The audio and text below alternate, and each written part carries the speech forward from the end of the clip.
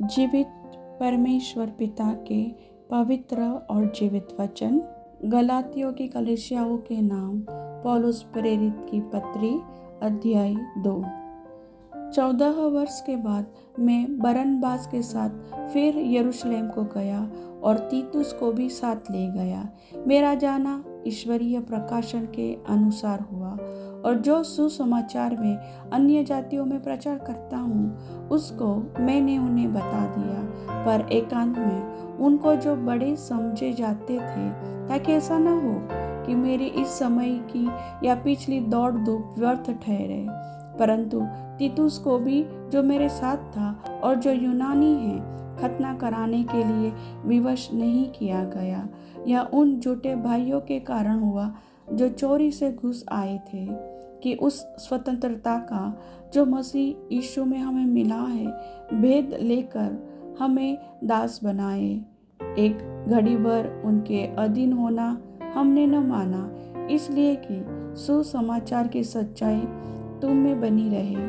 फिर जो लोग कुछ समझे जाते थे वे चाहे कैसे भी थे, मुझे इससे कुछ काम नहीं। परमेश्वर किसी का पक्षपात नहीं करता। उनसे जो कुछ समझे जाते थे मुझे कुछ भी नहीं प्राप्त हुआ, परंतु इसके विपरीत जब उन्होंने देखा कि जैसा खतना किए हुए लोगों के लिए सुसमाचार का काम पतरस को सौंपा गया, वैसा ही खतना रहितों के लिए मुझे सुसमाचार सुनाना सौंपा गया।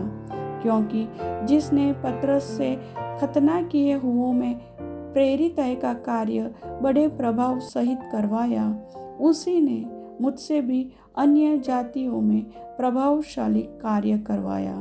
और जब उन्होंने उस अनुग्रह को जो मुझे मिला था जान लिया, तो याकूब और कैफा और यूहन्ना ने, जो कलीसिया के खंभे समझे जाते थे, मुझको और बरनबास को संगति का दाहिना हाथ दिया कि हम अन्य जातियों के पास जाए और वे खतना किए हुओं के पास। केवल यह कहा कि हम कंगालों की सुधि ले, और इसी काम को करने का मैं आप भी यत्न कर रहा था। पर जब कैफा अंताकिया में आया तो मैंने उसके मुंह पर उसका सामना किया, क्योंकि वह दोषी ठहरा था। इसलिए कि याकूब की ओर से कुछ लोगों के आने से पहले वह अन्य जातियों के साथ खाया करता था, परंतु जब वे आए तो खतना किए हुए लोगों के डर के मारे वह पीछे हट गया और किनारा करने लगा। उसके साथ शेष यहूदियों ने भी कपट किया, यहाँ तक कि बरनबास भी उनके कपट में पड़ गया।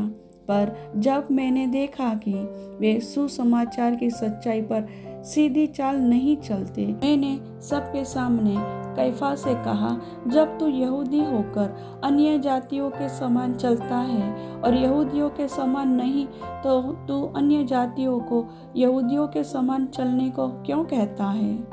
हम तो जन्म से यहूदी हैं और पापी अन्य जातियों में से नहीं। तो भी यह जानकर कि मनुष्य व्यवस्था के कामों से नहीं, पर केवल यीशु मसीह पर विश्वास करने के द्वारा धर्मी ठहरता है। हमने आप भी मसीह यीशु पर विश्वास किया कि हम व्यवस्था के कामों से नहीं, पर मसीह पर विश्वास करने से धर्मी ठहरे। इसलिए कि व्यवस्था के कामों से कोई प्राणी धर्मी न ठहरेगा। हम जो मसीह में धर्मी ठहरना चाहते हैं, यदि आप ही पापी निकले तो क्या मसीह पाप का सेवक है? कदापि नहीं, क्योंकि जो कुछ मैंने गिरा दिया, यदि उसी को फिर बनाता हूँ तो अपने आप को अपराधी ठहराता हूँ। मैं तो व्यवस्था के द्वारा व्यवस्था के लिए मर गया कि परमेश्वर के लिए जीऊँ।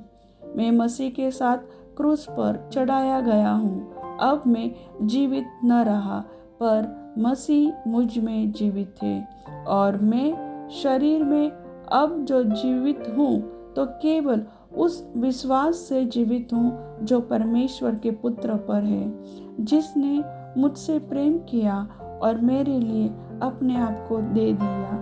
मैं परमेश्वर के अनुग्रह को व्यर्थ नहीं ठहराता, क्योंकि यदि व्यवस्था के द्वारा धार्मिकता होती तो मसीह का मरना व्यर्थ होता।